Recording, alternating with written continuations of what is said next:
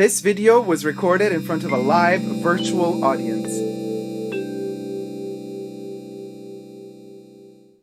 Hello everybody, Dacob here. Welcome back to the Fashion Bunker. Surprise, surprise. We're going to be reviewing something dark and light perhaps at the same time. We're going to be reviewing something that, thanks to a very dear friend of mine, Rich Mitch, has come to my attention, and that would be Essence Mythique by Guerlain. So I have been going for it these couple of days since it arrived to the Fashion Bunker. And I'm just going to spray it away right away because... Okay, give it a second. While that second goes, if you like my channel and my content but haven't yet subscribed, now is the chance. Push that subscription button and subscribe to my channel today. You can also push the join button next to the subscription button and become a member today and gain access to extra perks in the Fashion Bunker. You can also join me on Patreon, superdacob all spelled together, gain access to extra perks there as well. Thank you to all my members and patrons who have already pledged. Without you, the Fashion Bunker would not be here. And actually, purchase like this one would not have been possible. So thank you so much for that. Also, thank you to my co-chatters who are live with me on the sidebar here, being so lovely, and they're going to co-review the fragrance with me. Thumb up this video if you're liking it, and push the notifications button to get notified whenever a new video or live stream get posted. Essence Mythique by Guerlain. The nose behind it is Thierry Vassa or Terry Vassa. Okay, so Rich, Mitch, and I last week in the last live stream, we made together a collaboration video about perfumes to wear to a funeral. Link in the card section up above, but also in the description box down below. Check that video out as well. It sounds more gloomy than it is. The conversation that we had was way more light and constructive than you might think. You might be afraid to push on a video called Perfumes to Wear to a Funeral or Perfumes to Wear at Funerals, because there's different types of perfumes for different types of funerals. But nobody dares make videos like that, but I think it's an important topic to talk about. So anyway, one of Rich's selections was Essence Mythique. And he spoke so poetically about it that he convinced me. I never do blind purchases of expensive stuff. But there was something in his voice that made it clear to me, okay, this is a must. Okay, so it arrives. I unbox it. I spray it.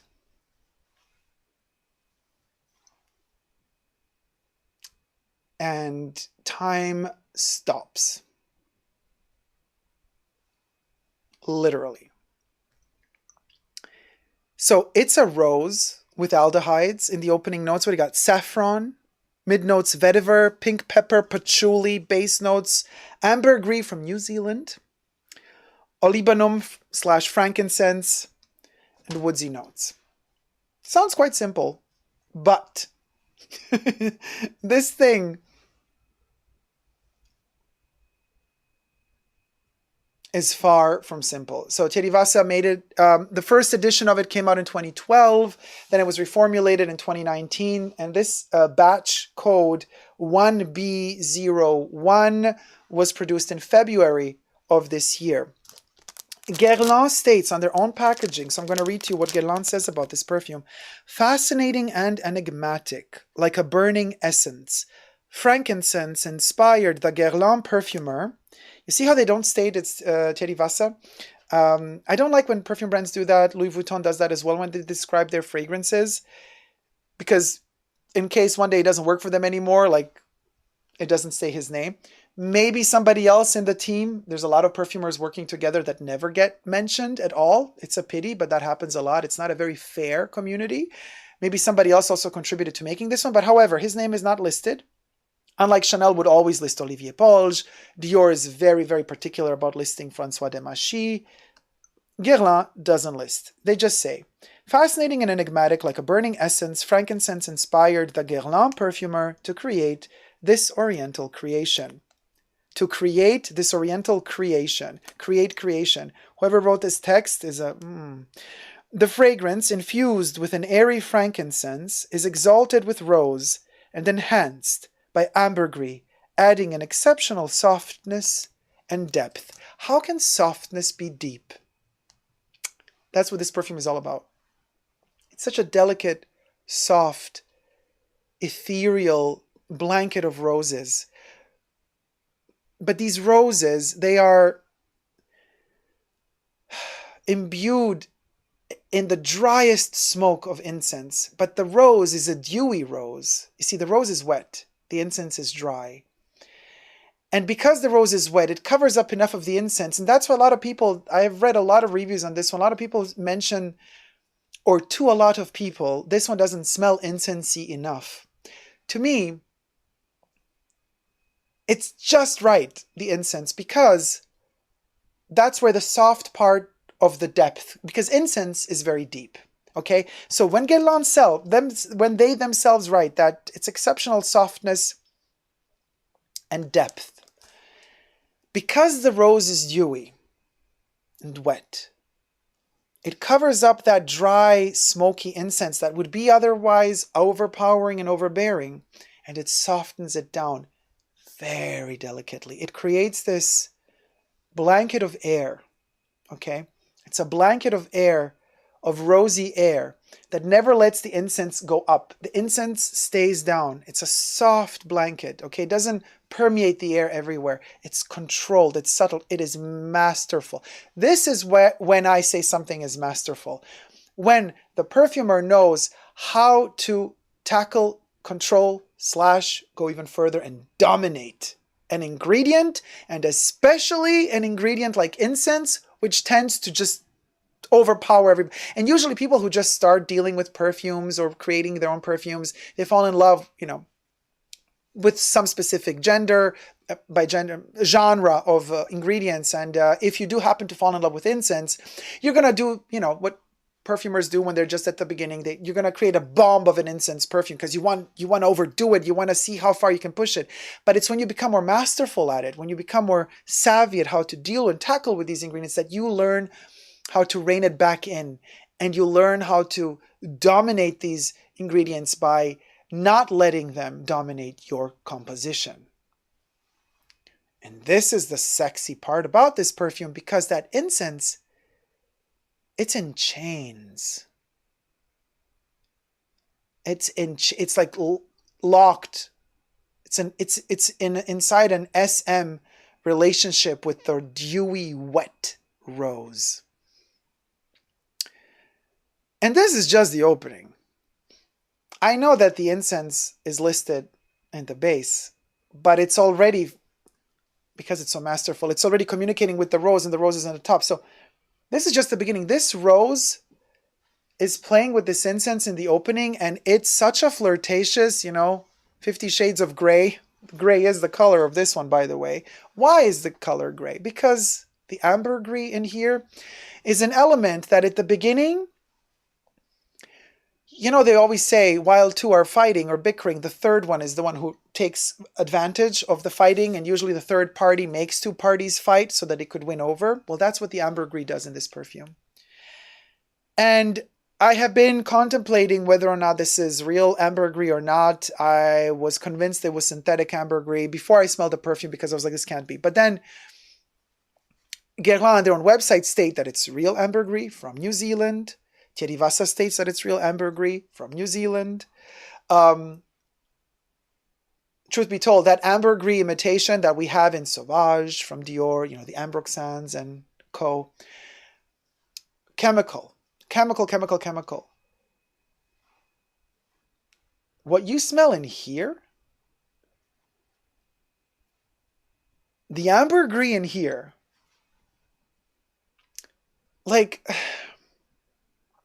let's go back to those roses and to that frankincense, okay? And they're the rose is keeping the frankincense toned down. But the entire time, the ambergris is observing this game, and this game, this flirtatious love affair that's unfolding on your skin because you sprayed the perfume on your skin, you gave it life on your skin. In the beginning, the ambergris is literally, you can imagine there's a wall, passage, and it's like just peeking behind that wall, looking what's going on between the rose and the frankincense. So there's the pink pepper, the patchouli, the vetiver, the saffron, you know, and the aldehydes. There's everything is there as well, but it's the rose and the frankincense for me. And the aldehydes, so funny, they don't make the perfume sparkle. This one doesn't sparkle like a Chanel No. 5 would sparkle, you know, that kind of champagne-y, bubbly aspect of aldehydes.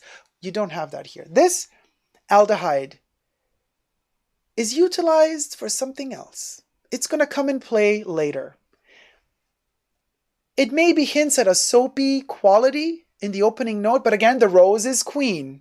Okay, there is no soapy aldehyde dominating that rose. The rose is queen. It's a dark, black rose. Okay? And she's queen of this castle, of this dungeon, of this medieval dark dungeon. And she's having a love affair with the frankincense. The aldehydes are kind of like her guard. The aldehydes are standing there, waiting for something to happen. Because secretly, Thierry Vasse already knows the constellation. It's like he's writing his own version of Game of Thrones, and this Essence Mythique is the Game of Thrones of perfumery. He's always one step ahead. Thierry Vasse is always one step ahead. This is the guy who created the first formulation of Dior Addict. And you know how deep Dior Addict goes. But it's as if, like, after Dior Addict, much more has been learned and brought to the table. And now we have that aldehyde standing there, invisible, but ready to protect the queen. And the ambergris on my skin, it takes forever to warm up. And this is why it's not synthetic, you guys. Real ambergris needs time to melt. It needs a lot of time. For me, oh, it's so oily actually on the skin. It's still glistening. Wow, you guys. With the spotlights, for the first time I'm seeing it with such strong light, it has an oily texture on the skin. It's glistening. Okay, so it takes about sometimes an hour, depending how warm. Now it's quite hot here in the bunker with the lights, so it's taking less time. It's still not there yet, but I can tell you from memory. I've been wearing it for days now.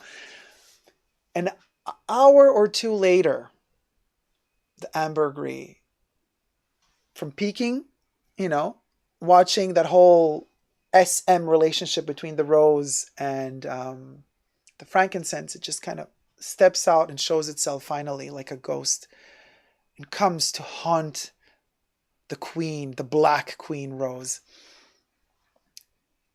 And it only has enough strength and energy because it sucked up, it's like a vampire, okay? The ambergris is the vampire of this story. And it sucked my energy to be able to come to life because it didn't have that strength in the beginning. When I sprayed on the perfume, it's not there yet because it needs much more of my heat to start opening up and melting. And with enough heat gathered, it melts, it opens up, and it has enough energy to stand up on its own and show itself. It's ready for the battle. And the rose sees it. The ambergris wants to take over. And the rose says to the aldehyde guardian, step in. And the aldehyde starts battling the ambergris.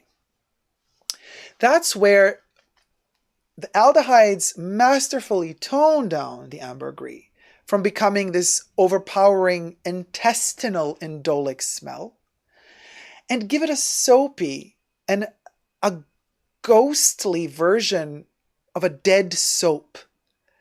And it's a soap that, well, you know, soaps used to be made from Wales. Ambergris comes from Wales. So that aldehyde mimics a soap that used to be made from whales, from whale fat. So in fact, it's almost as if a part of the whale, this soap, aldehyde, is battling the ambergris, which is also.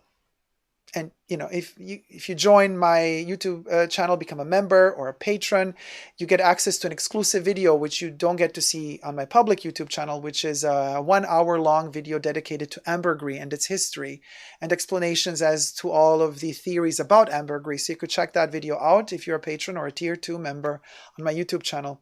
So the aldehyde is fighting with the ambergris. No, but the rose isn't just standing and looking.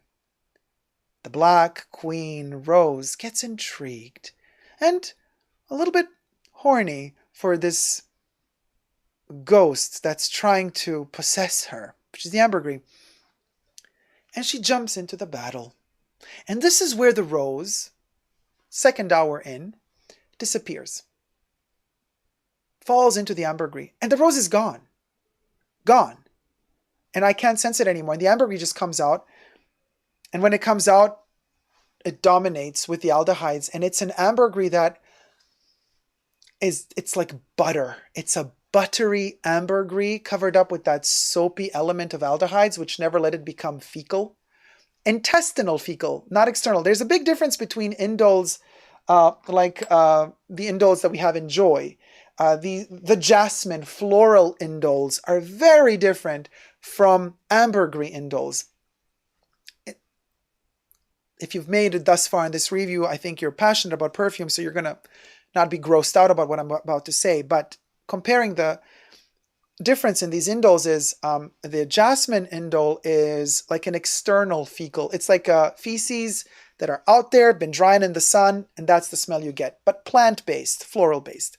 Ambergris indolic smell is internal. This fecal indolic smell is still in the intestines. It's still wet. It hasn't exited yet. It hasn't had any oxygen on it yet. It's a different type of indolic smell.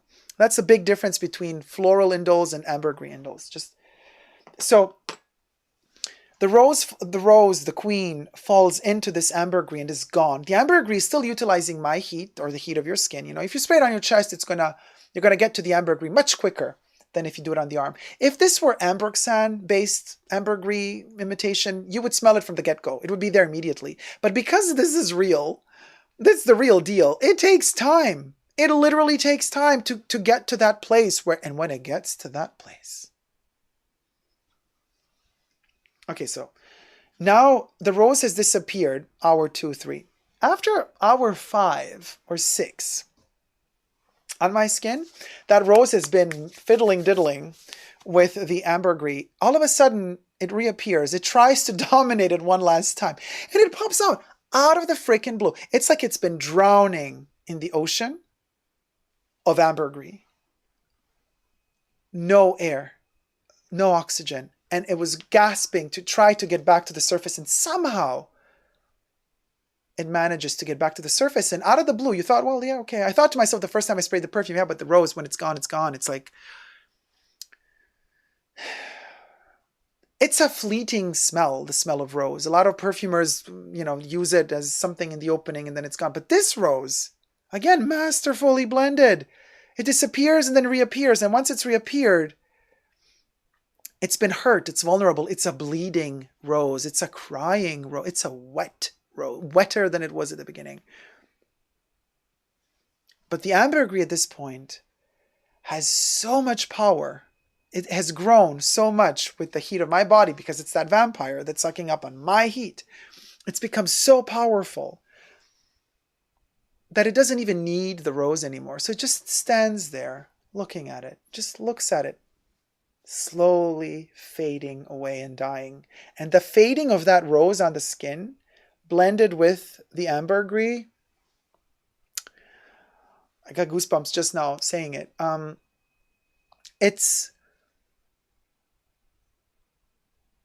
It moves you to tears, not because it makes you sad, but because it's as if the rose knew that very Game of Thrones. It's like the rose finds pleasure in this newly found SM relationship. And it now wants not to be the tormentor, but the tormentee. And it finds pleasure in dying under the watchful eye of the ambergris. And there's this, it moves you to tears because the ambergris knows that it's going to win. There is no question about it.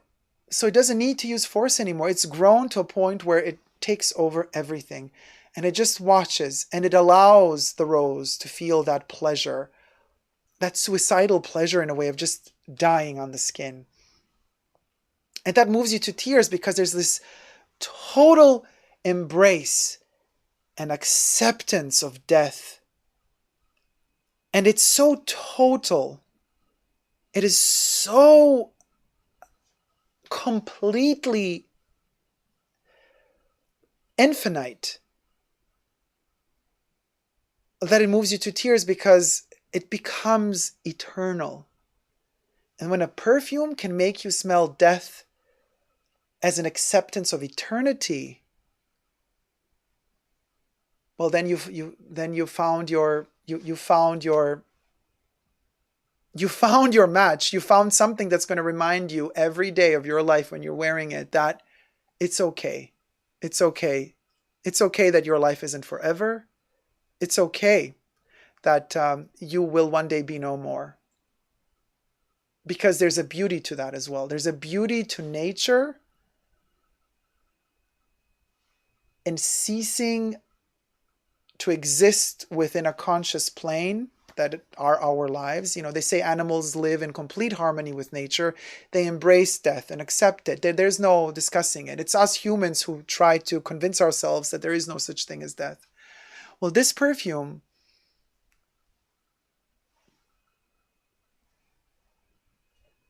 actually,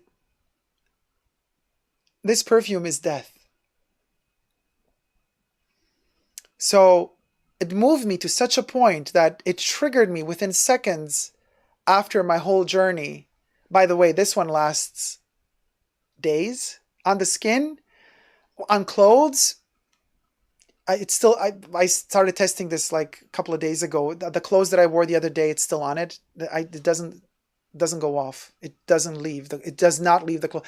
On the skin, 20 hours, on my skin at least.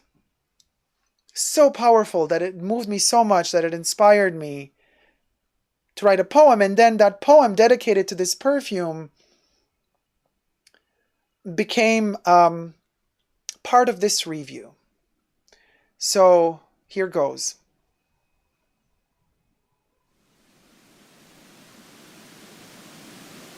We're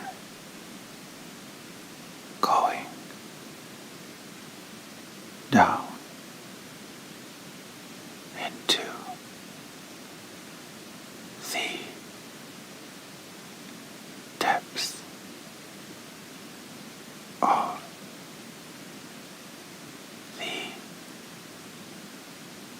ocean. So deep. There is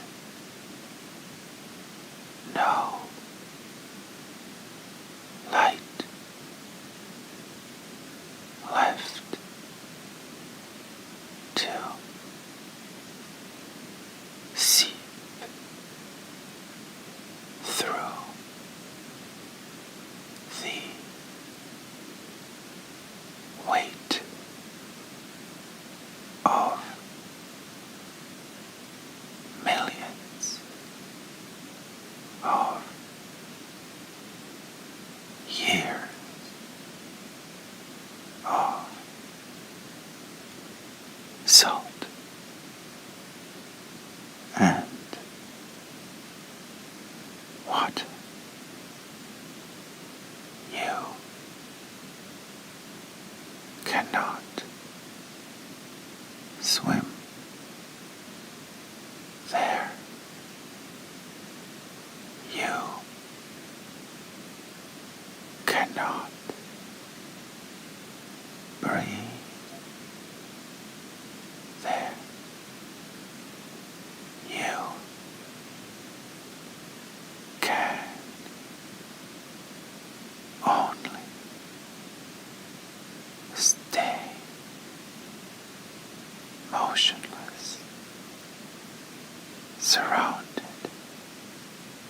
by a primordial womb floating without moving, still and eternal.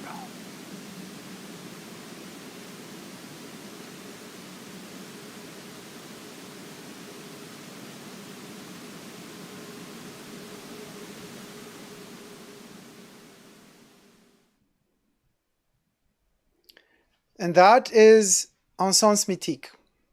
It's So some of you are a little bit surprised by me being a go back with this velvet that absorbs everything. Good.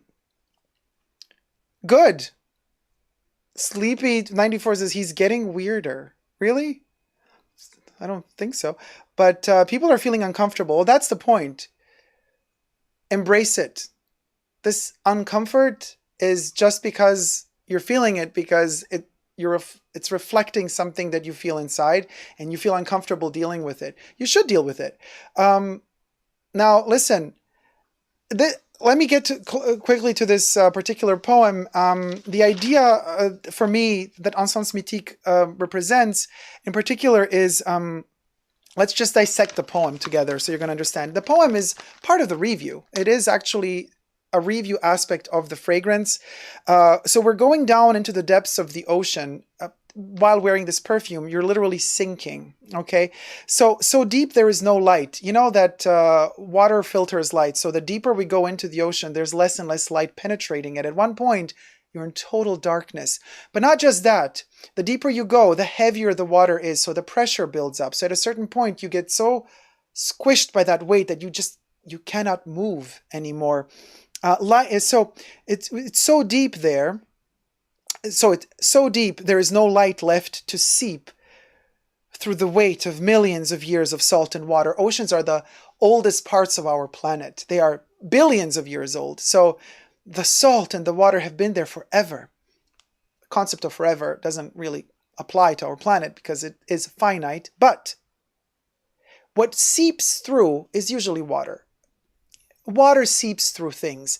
But I've psychologically inverted that concept. So what I made seep through, and I said, so deep there is no light left to seep through. So all of a sudden, usually we're upset when water seeps through something. You got to dry up the water. But in this case, the roles are inverted. There's no water seeping in. Now it's the light that is trying to seep into the water, but it can't because we're so deep inside that no light can seep through. But we're giving light a value. We're contextualizing it as if it had the value of water. And of course, I add the element of salt and water because we are in the water and it is the ocean. There's salt in there as well. You can't live off of that water. It would poison you. You would die. So you cannot swim there because you're compressed by that weight. You cannot breathe there because you would inhale the water. And you can only stay motionless and embrace and accept your fate.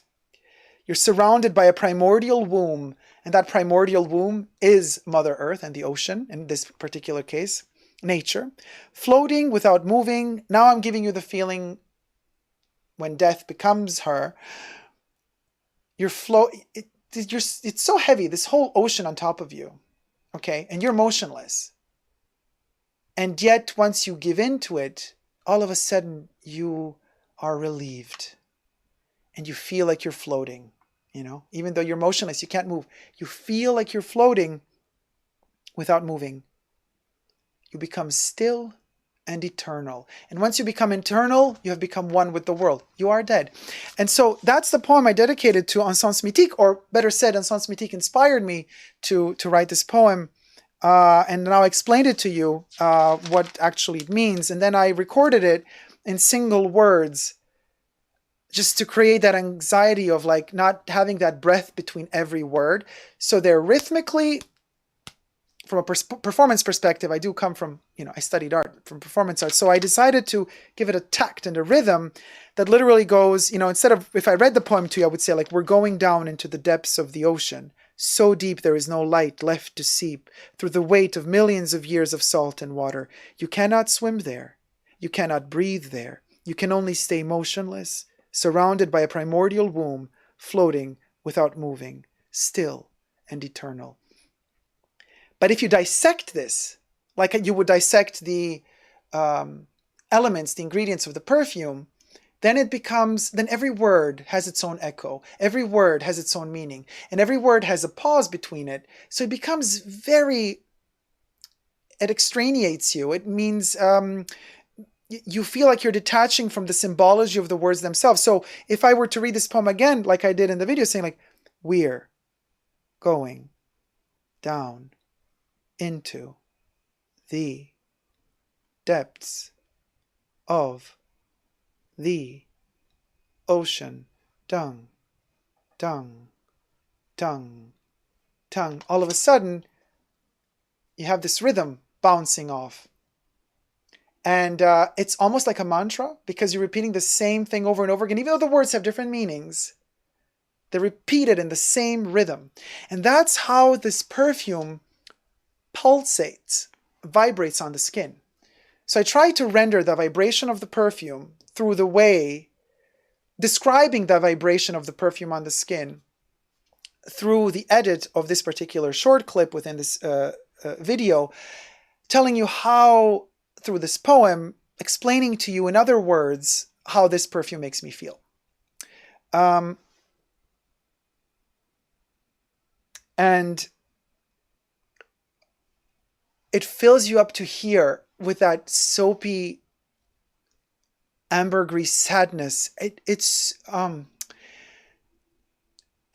I've never smelled an ambergris like this.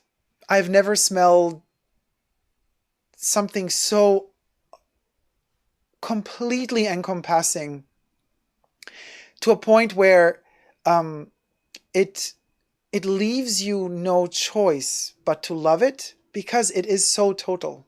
It is so complete, and it is so deep but soft, heartless but embracing. You know, like nature and the ocean, they don't have a heart. Nature is heartless. You know, when a hurricane hits, an earthquake, tsunami, everything, you know, full volcano eruption, there's no remorse. There's no regret. Nature does not have a heart. Nature is the heart.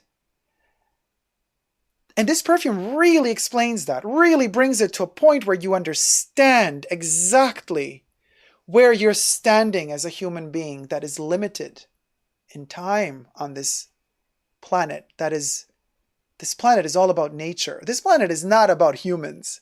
We are just inhabiting it. But once we understand that we can work on it and accept the fact that we are a part of this nature, once we accept that, can we become eternal with nature? And that's what Essence Mythique smells of. Thank you for watching. I hope you've enjoyed it. Let me get to a couple of comments. Letty says, the rhythm sounded like a sonar underwater searching for the rose at the bottom of the ocean. Love it. Yes, I added that texture of atmospheric surround as well to give you the context of absence of light and more water, that fuzzy, that kind of sound that was there on purpose. Robert says, 10 out of 10 review. I am enthralled. Thank you, Robert. Olfactive says, I believe I would be a good subject for hypnosis, says Olfactive Stories. Sleepy94 says, I never smelled this, but so far it seems pretty gothic. Kira says, it smells like you make it sound and feel. It could very well be a new signature scent for me. Olfactive says, I feel cold. Olfactive Story says, funny, to me this fragrance is really uplifting. I spray it, get my leather jacket, and feel ready to kick ass. Maybe because you already have embraced nature completely, because nature does kick ass. Audrey says, I knew when I read your poetry the fragrance you were talking about. You captured it so well. Beautiful, darling Dacob. Thank you, Audrey. Mr. Philip Fabulous says, I always said your perfume reviews are poetry, and now it literally is. Thanks, Philip. Letty says, I love this. I'm getting a bottle. You did amazing with this review, my darling. I love your poetry. Thank you, Letty. Nicely done. Loved it, says Anna. Thank you, Anna. Donnie Terence Barrios. Love poem? Yes, a love poem. It is. To nature and to Essence Mythique. Jesus says, love it. Thank you. Brent says, take me there. Kira says, loved it. Jack says, OMG. Olfactive Story says, LOL. Drac says, fantastic. Thank you, Drac. Jack says, I trust Dacob enough to blind buy fragrances he reviews. We always have similar reactions to fragrances too. Also, this poem is so beautiful. Thank you so much. Ooh, giving me the shivers, Jack. Thank you. Louis says, people are feeling uncomfortable. Well, that's part of being an artist. You got to make people feel uncomfortable. You know why? Because you lift a mirror to their face. Shivers, says Lori. Sleepy94 says, what the F is happening? ASMR? In a way. I'm feeling cold again, says Olfactive. Lori says, I want this. I'm fascinated by this whole Orient collection. And I'm telling you guys, get it. Because I don't think this one's going to be around for much longer. Olfactive says, for sure you don't need to overspray that one. Oh, no, you don't. Dead becomes Dacob, says I'm Louis. Jesus, I know exactly what internal indoles smell like. My extended family used to sacrifice sheep during pagan holidays. It's a very scary smell. Yep, very scary. I don't know which perfume is being discussed, but I must have it. Axe B. We're discussing Essence Mythique. Jack says, the way you've described it is beautiful. I think I might just have to blind buy this. Leslie says, living on an island that made its name from whaling, the ambergris was gold. To the first inhabitants, Portuguese sailors, and local Wampanoag tribe. It has such a good sillage and projection, says Olfactive Stories. I wore it a lot last year. People could really smell it on me through their masks. Louis says, 2 perfumes, 1 cup. Oh, and by the way, another thing to note about this one, it smells different in every part of the body. I've tested it thus far. So when I spray it here, I get a different smell than when I spray it here. I get a different smell when I spray it on my chest, a different smell behind the knee, and in other parts of the body that shall remain unnamed here. But let me tell you, here you push more the soapy aspect. Here it gets more the metallic aspect. Here you get the saddest heated up ambergris. This is where the depth is at. Behind the knee, you get more the rose. Dacob needs to open an OnlyFans account and direct some perfume reenactments. Mr. Philip Fabulous. Could you imagine? This has been a special episode of Game of Thrones, uncensored. Audrey says, I went to the dentist on Thursday and I wore this fragrance. I specifically picked this one as I really needed something on my skin that would take me somewhere else. It certainly did the trick. Slappy94 says, somehow it always turns into a story about some out-of-the-norm sexual relationship between the ingredients. You know why that is, Slappy? Because we are animals at the end of the day, and the only thing that pushes our instinct of survival is sex. It's the sexuality that keeps the species going. And nature has made us that way, and has made that instinct so strong in us in order to preserve us. So there's no running away from it. There's no escaping it. You embrace it, the sooner you embrace it, and the happier you'll be. And perfumes are exactly that. They're made by human beings to mimic the strongest of instincts. Anna says, I love this description. You're telling us a story. Intriguing. Thank you. So yeah, guys, thank you so much. I hope you've enjoyed this review. Madame says, loved this review. Thank you so much. Beautiful poem, says Lori. And then fade to your black sweater. Yes, and the gray background. You see, the background is now the color of ambergris, actually. Usually we have the blue background, but now we got the cement wall with all the grayness in it. We've transformed. It was a cathartic process, literally. Spraying the perfume, this is also something I wanted to represent through this video. You spray the perfume, you go through the emotion, you describe it, it evolves on your skin, you go through that poetic vision that it inspires you, and then you come out on the other side transformed. It's a cathartic process. Thank you guys so much for watching. Live every spray to the fullest, says Jack Dean. Love it. Thank you guys so much. Subscribe to my channel if you haven't already. Thumb up this video if you've enjoyed it, and join my YouTube channel. Push that join button next to the subscription button. Become a member today. Gain access to extra perks, such as having your name listed in the bar scrolling here on the side as co-producers of the Fashion Bunker. Same applies to all of you who wish to join me on Patreon. Super Dacob all spelled together on Patreon. Your name will also be listed as in the end credits of every one of my videos as a co-producer of the Fashion Bunker. Thank you to all my members and patrons who have already pledged. And thank you to all my code chatters that are here with me now, co-reviewing this perfume. Also, no, it's not chroma key. It's literally just one filter of the light, magic. Also, what I wanted to say, perfumes like these don't come often. They happen every once in a while. Some master nose gets a genius illuminating experience and creates something like this once in a blue moon. And it's perfumes like these that, like, when I smell them, I go like, oh, I'm so happy to be alive to have been able to experience something like this. Like, this is one of those perfumes that gives me that vibe. So thank you so much to Rich Mitch for having